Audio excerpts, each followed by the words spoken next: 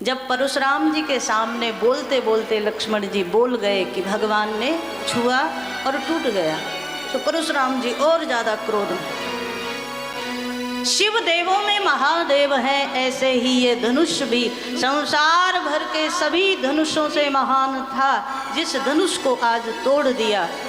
तो लक्ष्मण जी मुस्कुराए, महाराज ज्यादा महान था, ज्यादा बड़ा था। तो लक्ष्मण जी के सामने परशुराम जी बोले, हाँ बहुत विशाल और उसकी महत्ता अद्भुत थी जिस धनुष को तोड़ दिया। लक्ष्मण जी बोले, महाराज बुरा ना मानूं तो एक बात कहूं। परशुराम जी बोले, क्या?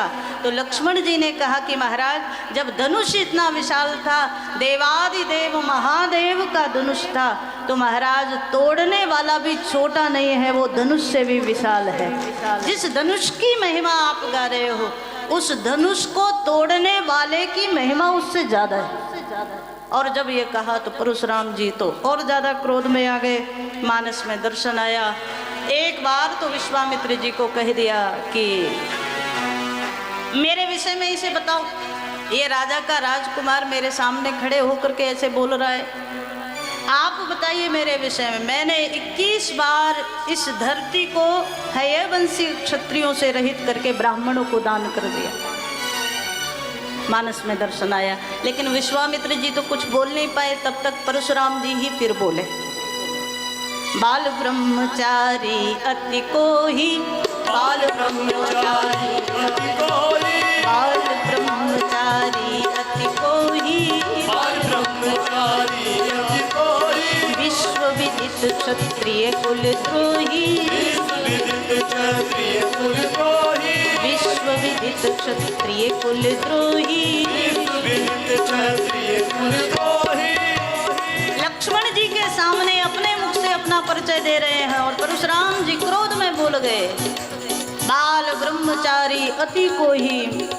मैं बाल ब्रह्मचारी हूँ और क्रोध इतना है कि उसमें अति लगी है, अति कोहि। मानस में दर्शन आया। लक्ष्मण जी बड़ी जोर से हंसे, महाराज आपने क्रोध का परिचय तो ऐसे कराया जैसे कोई बढ़िया चीज हो। आप किसी से मिलो और मिलते ही उसको कोई कहे कि भैया आप कौन, तो अपना नाम बता दो, साथ में जोड़ दो अति क्रोधी। कैसे लगेगा? क्रोध कोई अच्छी चीज थोड़ी है। पर परशुराम जी कहते हैं बाल ब्रह्मचारी अति कोहि।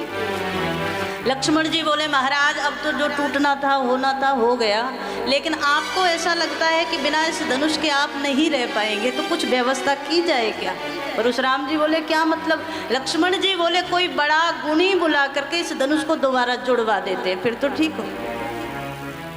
परशुराम जी और क्रोध में मेरे ऊपर व्यंग कर रहा है, फरसा उठा लिया, लक्ष्मण जी की ओर आगे बढ़े और मानस में दर्शन आया। जैसे ही लक्ष्मण की ओर बढ़े, राम जी बीच में आ गए। लखन उतर आहुति सरिस।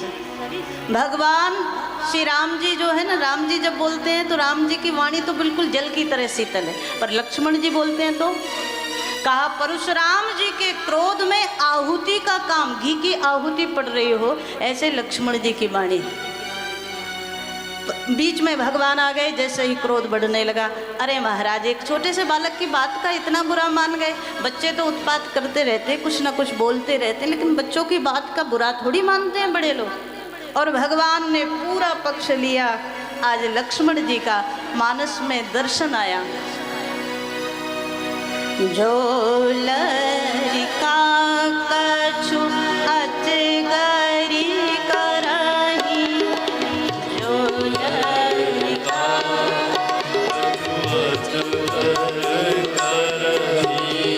जो लरिका कछु अजगरी करही,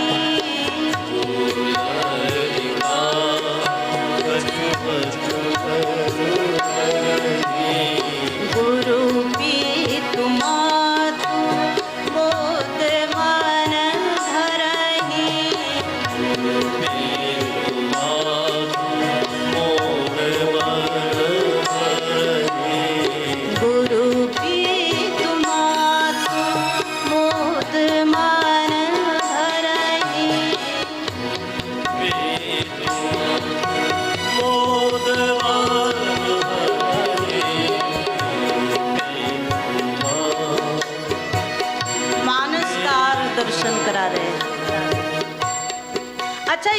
प्रसंग को दो दृष्टि से हम लोग देख सकते हैं, दो प्रकार से देख सकते हैं। एक तो आज जब सभा में परशुराम जी आए हैं तो भगवान बार बार एक ही शब्द कहते हैं परशुराम जी को, पता है क्या? महाराज आप ब्राह्मण हैं, ब्राह्मण का अपमान तो कोई नहीं कर सकता, रघुवंशी तो बिल्कुल नहीं कर सकते। हम लोग तो ब्राह्मणों के चरणों की पूजा करने वाले हैं, हम आपका अपमान क्यों करेंगे? अच्छा, राम जी से बड़ा ब्राह्मण भक्त भी कोई और नहीं था। तो यहाँ अगर ये देखें कि राम जी ने लक्ष्मण जी का पक्ष ले लिया तो इसका क्या मतलब निकलेगा? एक तो लोग ये समझेंगे कि लक्ष्मण जी जो बोल रहे हैं उसमें राम जी की सहमति है ना, बिना सहमति के नहीं बोल रहे, क्योंकि अगर बिना राम जी की सहमति के बोलते तो भगवान लक्ष्मण को डांटते, लक्ष्मण को चुप कराते। पर यहाँ लक्ष्मण का पक्ष लिया। महाराज ये तो छोटा सा बच्चा है, इसकी बात का बुरा मत मानो। सीधी सी बात है, लक्ष्मण जो बोल रहे हैं वो सिद्धांत की बात बोल रहे हैं, लक्ष्मण गलत नहीं बोल रहे हैं। दूसरी बड़ी बात यह है कि आज परशुराम जी महाराज रघुवंशी ब्राह्मण, और जब क्रोध में आने लगे तो बल की हानि होने लगी, तेज की हानि होने लगी, तो भगवान ये दर्शन करा रहे हैं महाराज ब्राह्मण के तेज से तो बाकी पूरा संसार पलता है, ब्राह्मण के ज्ञान से सारा संसार पलता है, और आप एक छोटे से बच्चे पर क्रोध करके अपना तेज अपना ज्ञान सब कुछ गंवा रहे हैं। क्रोध में जब व्यक्ति होता है तो आपने देखा होगा कि वो कांपने लगता है, मतलब शरीर में बल की हानि होने लगती है जब भी क्रोध आता है। तो भगवान ये सिद्धांत भी रखते हैं कि क्रोध करना अच्छी बात नहीं है। तो जब लक्ष्मण जी का पक्ष लिया सो एक बार पुनः परशुराम जी क्रोध में आए, थोड़ी देर के लिए शांत होते हैं। अब लक्ष्मण कुछ बोले नहीं, इस बार बस हंस दिए उन्हें देख के। अब किसी को क्रोध आ रहा हो और दूसरा बगल में खड़ा हुआ हंस रहा हो तो क्रोध और बढ़ेगा। तो लक्ष्मण जी जैसे ही हंसे सो परशुराम जी एक बार पुनः क्रोध में, राम तोर भ्राता बड़ पापी। कौन बोल रहा है? परशुराम जी। इसीलिए तो कहते हैं क्रोध अंधा होता है।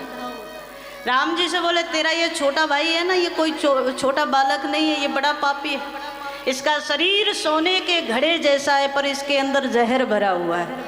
और जैसे ही बोले कि ये जहर भरा हुआ है तो एक बार तो लक्ष्मण जी मुस्कुराए, महाराज कुछ तो किनारे पर आ गया। परशुराम जी बोले मतलब, मानो लक्ष्मण जी का भाव ये है, लक्ष्मण है तो शेषावतारी ही। तो जब बोले कि विष रस भरा कनक घट जैसे, सो एक बार तो लक्ष्मण जी मुस्कुराए कि हम तो शेष ही हैं, जहर ही होगा हमारे अंदर और क्या होगा। लेकिन महाराज शेष तक की पहचान आपने कर ली तो शेष शाही को और पहचान लीजिए, सारा झगड़ा खत्म हो जाएगा। एक बार मेरे भगवान का और समझ लीजिए। परशुराम जी की समझ नहीं आया, बार बार भगवान शांत करते हैं, बार बार क्रोध बढ़ने लगता है। एक बार तो राम जी से ही गलत तरीके से बोल गए कि लगता है दोनों भाई मिल करके मेरा उपहास कर रहे हो, मेरा अपमान कर रहे हो। सो भगवान ने कह दिया महाराज आप क्या चाहते हो?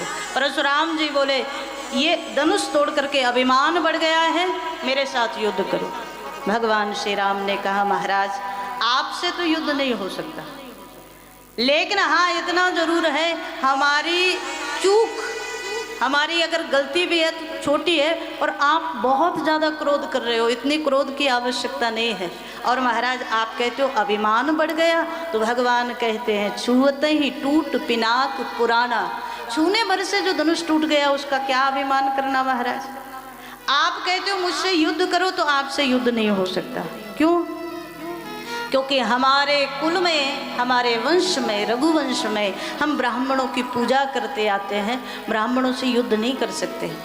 लेकिन हाँ फिर भी आपको लगता है कि हम भय के मारे भाग रहे हैं, तो भय से रघुवंशी भागते नहीं हैं। भले ही काल भी हमारे सामने युद्ध के लिए ललकारे तो काल से भी युद्ध करने के लिए प्रस्तुत हैं, लेकिन आपको हम इसलिए समझा रहे हैं कि आप ब्राह्मण हैं और ब्राह्मणों से हमारा रघुवंशियों का युद्ध नहीं हो सकता। गोस्वामी जी दर्शन करा रहे हैं, जब भगवान ने स्पष्ट रूप से कुछ संकेत दिए तो परशुराम जी महाराज ने अपने कंधे से धनुष उतारा, राम जी की ओर आगे बढ़ाया और इशारा किया। मुझे कुछ तो अनुभूति हुई है कि आप साधारण नहीं हैं, आप असाधारण परब्रह्म परमात्मा ही है, लेकिन इस धनुष पर एक बार बाण चढ़ा दो तो मुझे पूरा विश्वास हो जाए। राम रमापति कर धन लेओ, यहाँ राम के बाद रमापति शब्द जुड़ा है, मतलब कुछ तो मुझे लग रहा है शेषशाही भगवान लक्ष्मी नारायण का अवतार हो गया, लेकिन पूरा विश्वास नहीं है। पहले इस धनुष पर बाण चढ़ाओ फिर देखते हैं। और जैसे ही धनुष भगवान के पास आया, मानस में दर्शन आया, आज देत चाप आप ही चले गए हो। भगवान ने धनुष पर बाण चढ़ाया, परशुराम जी नतमस्तक हो गए। मैंने अज्ञान में कुछ गलत शब्दों का प्रयोग कर दिया, इसलिए आप दोनों भाई मुझे क्षमा करें। परशुराम जी बोले,